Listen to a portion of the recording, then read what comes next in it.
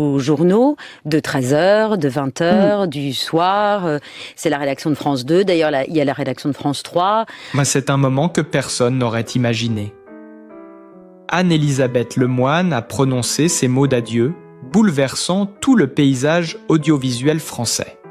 Ce jeudi soir, en direct, la présentatrice emblématique de C avoue laisser le public sans voix. Son ton était calme, mais chargé d'émotion. Elle a remercié son équipe, ses invités, ses téléspectateurs, avant de lâcher cette phrase qui a glacé le plateau. « C'est la dernière fois que je vous parle ici. » En quelques secondes, les réseaux sociaux se sont enflammés. Les messages de soutien ont afflué, les larmes ont coulé, et la France entière s'est demandé « Comment est-ce possible ?» Après tant d'années de fidélité, d'humour et de proximité avec le public, Anne-Elisabeth Lemoine tourne la page. Une page écrite avec élégance, talent et sincérité qui aura marqué toute une génération de téléspectateurs. Cette annonce n'a rien d'un simple départ télévisuel. C'est une secousse, un tremblement dans le cœur du petit écran. Les producteurs, les chroniqueurs et même ses concurrents saluent son authenticité et sa lumière. Pour beaucoup, C'est à vous sans elle, ce ne sera plus jamais pareil. La journaliste, visiblement émue, n'a pas donné de détails sur les raisons profondes de cette décision. Mais ces mots « Il est temps pour moi de vivre autrement » laissent deviner un besoin d'air, de silence, peut-être de liberté. Derrière son sourire discret, on sentait une immense tristesse mêlée à une paix retrouvée. Ce moment restera gravé comme l'un des plus forts de la télévision française. Et tandis que le rideau tombe, un seul sentiment domine, la gratitude. Anne-Elisabeth Lemoine, par sa douceur et sa force tranquille, laisse un vide immense. Un adieu, oui, mais aussi un merci du fond du cœur à celle qui a su chaque soir faire vibrer nos émotions. La stupeur du public n'aura duré que quelques heures avant que la vérité ne se précise. Après ce moment d'émotion intense, Anne-Elisabeth Lemoine a finalement tenu à rassurer ses fidèles. Ce départ soudain, qui avait semblé définitif, cache en réalité une pause bien méritée. C'est « À vous s'offre quelques jours de repos » et l'équipe entière prendra des vacances avant de revenir à l'antenne le 27 octobre prochain. Une parenthèse qui pourtant a pris des allures d'adieu tant le ton de la présentatrice était empreint de gravité. Sur le plateau, jeudi soir, tout semblait suspendu. Les caméras captaient son regard brillant, son sourire fragile. Personne n'osait rompre le silence. Puis, d'une voix douce, elle hasarda expliquer « Nous partons pour une courte pause, mais C'est à vous reviendra très vite. » Le public a alors compris. Il ne s'agissait pas d'une fin, mais d'un souffle. D'un moment pour reprendre des forces après une rentrée chargée et des semaines d'émissions intenses. Les téléspectateurs, toujours aussi attachés à Bleu Babette, comme ils la surnomment affectueusement, auront tout de même droit à une consolation. Des best-of, soigneusement choisis, retraçant les instants forts de cette saison. Les éclats de rire partagés avec ses invités, les interviews percutantes, les confidences imprévues. Autant de moments qui rappelleront la magie quotidienne du programme. En coulisses, l'équipe s'active déjà pour la reprise. On parle de nouvelles séquences, de visages inédits, de surprises en préparation. Rien n'est laissé au hasard. L'énergie d'Anne-Elisabeth, sa complicité avec les chroniqueurs et son instinct journalistique promettent un retour flamboyant. Mais pour l'instant, le plateau s'éteint doucement, comme une scène après le dernier acte d'une pièce, avant que la lumière ne revienne, plus vive encore, à la fin d'octobre. L'ambiance, sur le plateau, ce soir-là, avait quelque chose d'étrange entre légèreté et gravité. Après la chronique pétillante de Bertrand Chameroy, l'annonce est tombée presque comme une confidence, glissée dans un sourire complice. L'ABC revient après les vacances. Bonne soirée. quelques secondes plus tard, Anne-Elisabeth Lemoine, toujours naturelle, a confirmé d'un ton enjoué, mais empreint d'une douce nostalgie « Mais oui, merci Bertrand. Demain c'est Mohamed Bouafsi. Et nous on se retrouve le lundi 27 octobre en direct. On sera passé à l'heure d'hiver, mais entre-temps, il y aura des best-of. » Cette phrase, simple en apparence, résonnait pourtant comme un souffle final avant la coupure.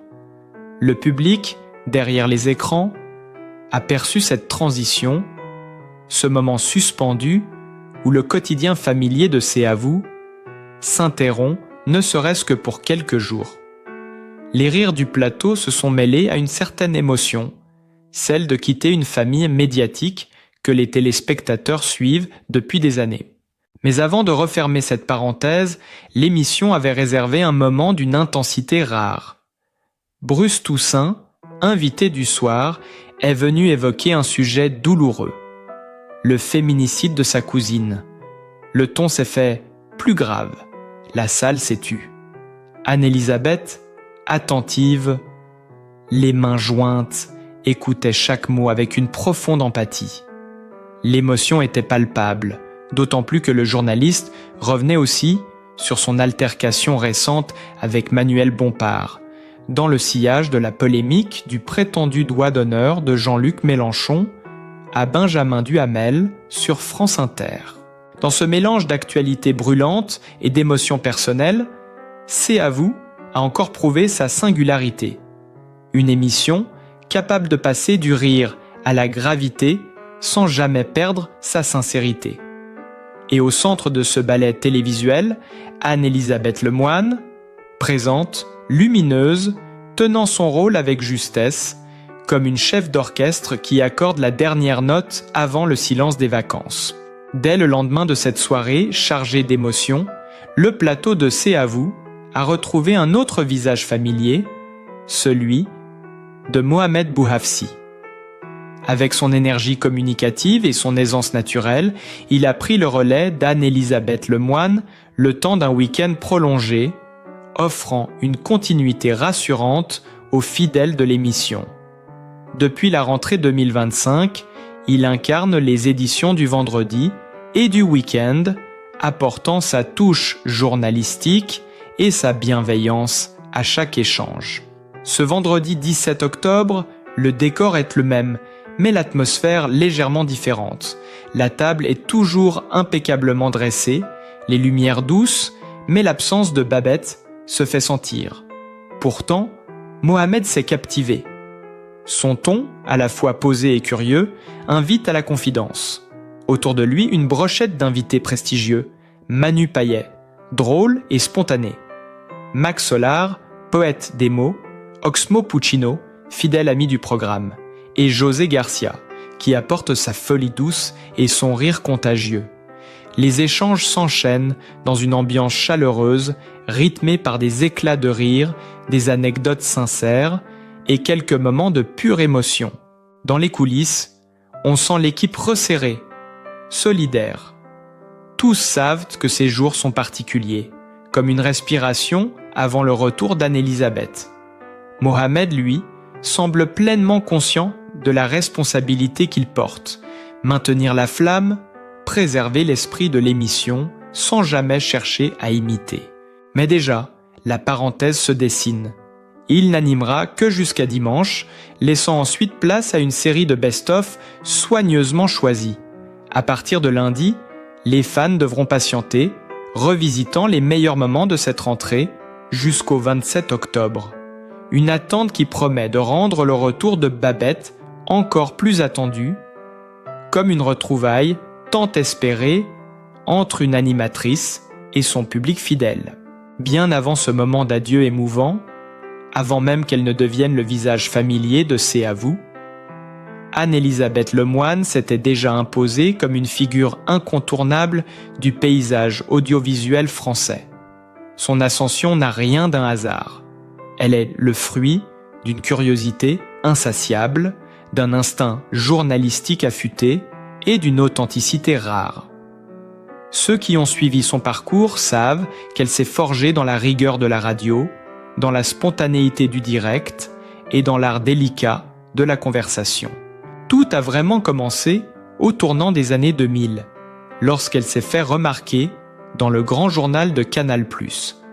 Son ton franc, son sourire lumineux et cette capacité à désamorcer les tensions avec une simple remarque pleine d'esprit ont immédiatement séduit le public. Elle ne jouait pas un rôle. Elle vivait chaque échange, chaque silence, chaque éclat de rire. C'est là qu'elle a conquis le cœur du public français. Cette femme, capable d'interviewer un ministre, avec sérieux, puis de plaisanter quelques minutes plus tard avec un chanteur en tournée. Mais c'est en rejoignant C'est à vous, en 2017, qu'elle a véritablement trouvé son écrin. En reprenant la succession d'Anne-Sophie Lapix, elle avait tout à prouver. Beaucoup doutaient, saurait-elle maintenir l'équilibre entre information et convivialité ? La réponse fut immédiate. Sa première semaine d'émission fit l'unanimité. Son naturel désarmant, sa proximité avec les invités, et surtout sa manière unique de rendre chaque débat humain, ont redéfini l'identité même du talk-show.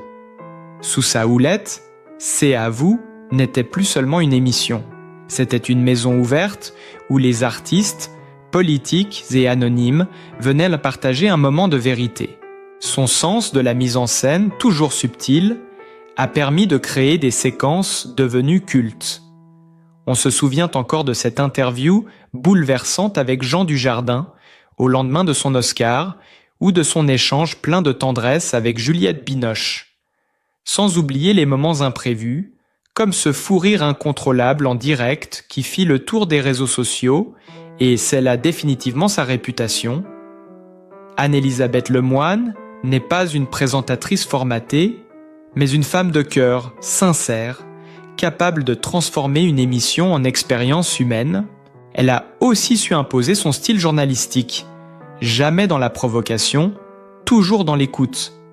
Ses émissions spéciales, notamment celles consacrées aux grandes crises sociales ou aux hommages culturels, ont marqué par leur justesse et leur émotion. Ce mélange de pudeur et de franchise, d'intelligence et de chaleur est devenu sa signature. À travers les années, son nom s'est imposé comme un symbole de confiance et de proximité. Les invités savent qu'avec elle, rien n'est forcé. Les téléspectateurs, eux, sentent cette sincérité vibrer à travers l'écran. Et c'est peut-être cela, le secret de son succès. Anne-Elisabeth Lemoine ne cherche pas à briller, elle cherche à relier.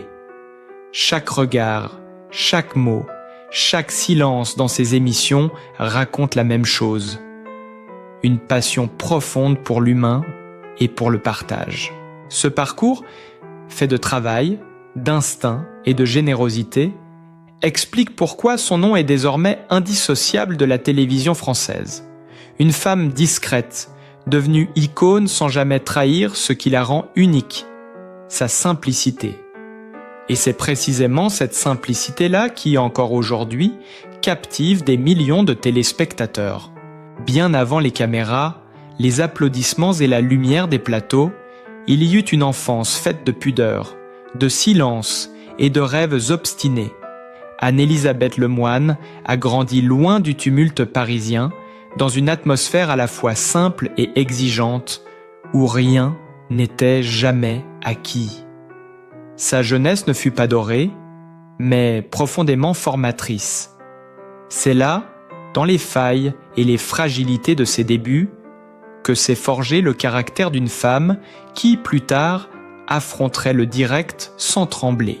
Son enfance fut marquée par une certaine réserve, une timidité presque maladive qui contrastait avec la spontanéité qu'on lui connaît aujourd'hui. Petite, elle observait plus qu'elle ne parlait. Elle regardait les adultes s'agiter autour d'elle, notait les gestes, les voix, les silences. Ce goût pour l'observation, ce sens presque instinctif du détail, allait devenir son plus grand atout. Ses professeurs se souvenaient d'une élève, appliquée, rêveuse, un peu à part, mais d'une grande curiosité intellectuelle. La vie de famille n'était pas toujours facile. les fins de mois pesaient, les sacrifices étaient constants. Anne-Élisabeth voyait ses parents se battre pour offrir à leurs enfants une éducation digne, malgré les manques. Cette lutte silencieuse pour la stabilité, cette pudeur devant les difficultés, ont façonné en elle un sens aigu de l'effort. Rien ne lui a jamais été offert. Chaque étape de sa vie, elle la gravit seule, avec cette discrétion têtue qui la caractérise encore. Adolescente, elle découvre la force des mots. La lecture devient un refuge, presque une échappatoire. Les livres lui ouvrent un horizon plus vaste que celui de son quotidien. Elle s'imprègne de tout, les grands auteurs, les journaux, les dialogues qu'elle entend à la radio. Elle comprend très tôt le pouvoir de la parole, cette capacité unique de relier les êtres. C'est peut-être là que naît sa vocation, sans qu'elle le formule encore, écouter, comprendre, transmettre. Les années d'études n'ont rien d'un long fleuve tranquille. Pour payer ses frais, elle enchaîne les petits boulots, découvre la valeur du travail, la fatigue, la patience. Chaque obstacle semble renforcer sa détermination. Ceux qui la côtoyaient à cette époque évoquent une jeune femme volontaire, souriante, mais déjà profondément lucide. Elle savait que rien n'allait venir facilement, et pourtant, elle avançait sans bruit, portée par une conviction intime. Un jour, elle ferait entendre sa voix. Dans ses premières années, loin des studios et des projecteurs, Anne-Élisabeth a appris à se construire dans la simplicité et la persévérance. Elle a connu la peur du lendemain, les doutes, les soirs de solitude, mais aussi la fierté de tenir bon. C'est cette part d'ombre et de lumière, forgée dans la modestie de ses débuts, qui donnera plus tard à son sourire télévisuel toute sa vérité. Derrière la présentatrice brillante que le public adore, il y a cette enfant silencieuse, devenue femme de parole, une âme façonnée par le courage et la pudeur. Derrière le rire éclatant et l'énergie solaire qu'elle diffuse chaque soir à la télévision, Anne-Élisabeth Lemoine cache une vie personnelle empreinte de simplicité, de pudeur et d'équilibre fragile. Loin du tumulte médiatique, elle a toujours veillé à préserver son cocon familial, un espace intime où elle peut redevenir simplement Babette, la femme, la mère, l'amie, sans projecteur ni maquillage.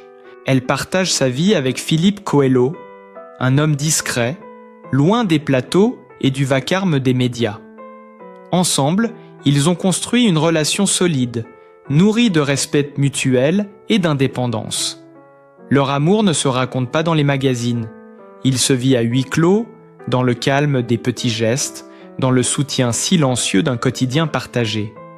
Philippe, technicien de son métier, comprend mieux que quiconque la pression des plateaux, les rythmes irréguliers, les nuits courtes. Il sait aussi que pour Anne-Élisabeth, la télévision n'est pas un simple travail. C'est une passion viscérale, un engagement de chaque jour. De cette union sont nés 2 fils, qu'elle protège farouchement des regards extérieurs. Ce sont eux, dit-elle souvent, qui lui rappellent l'essentiel. La joie simple d'un repas ensemble, les devoirs à la table de la cuisine, les rires qui résonnent dans le salon. Quand elle quitte le plateau, c'est pour retrouver cette bulle d'humanité, ce monde à sa mesure, où elle n'est plus l'animatrice applaudie, mais la mère attentive qui veille à tout. Ses proches disent de qu'elle cuisine avec la même ferveur qu'elle anime, généreusement, sans artifice, en cherchant toujours à faire plaisir. Son foyer, niché dans un quartier paisible de Paris, reflète sa personnalité, chaleureux, lumineux, sans ostentation. Les murs sont tapissés de livres, de photos de voyage, de dessins d'enfants. C'est un lieu qui respire la vie et l'équilibre. Lorsqu'elle a besoin de s'évader, elle file parfois en Bretagne, région de cœur où elle aime marcher le long de la mer, cheveux au vent, loin des horaires et des caméras. Là-bas, elle retrouve ce silence qui lui permet de se recentrer, de retrouver la jeune fille qu'elle était avant la notoriété. Ce contraste entre sa vie publique et sa vie privée est sans doute la clé de sa stabilité. Anne-Elisabeth a trouvé un point d'équilibre rare, savoir briller sans se brûler. Elle n'a jamais cédé à la tentation du luxe tapageur, ni à la superficialité des soirées mondaines. Elle préfère les dîners entre amis, les longues discussions autour d'un verre de vin, les fous rires partagés loin des flashs. Ceux qui la connaissent intimement décrivent une femme profondément ancrée, fidèle à ses racines et à ses valeurs. Elle ne s'est jamais laissée happer par la célébrité. Elle la traverse avec grâce, en gardant toujours un pied dans la vraie vie. Chez elle, tout est sincère, le regard, la parole, la manière de s'émerveiller encore, même après tant d'années de carrière.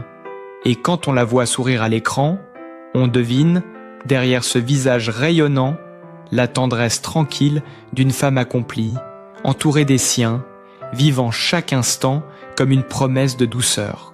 Née le 29 juillet 1970 à Besançon, dans cette région de Franche-Comté baignée de verdure et de silence, Anne-Elisabeth Lemoine grandit au rythme tranquille des villes de province, loin du tumulte médiatique qu'elle rejoindra bien plus tard. Dès son plus jeune âge, elle manifeste une curiosité vive pour les mots et les histoires. C'est une enfant studieuse, attentive, qui préfère observer plutôt que parler. Déjà, elle s'imprègne du monde, cherchant à comprendre ce qui anime les gens, ce qui se cache derrière les apparences.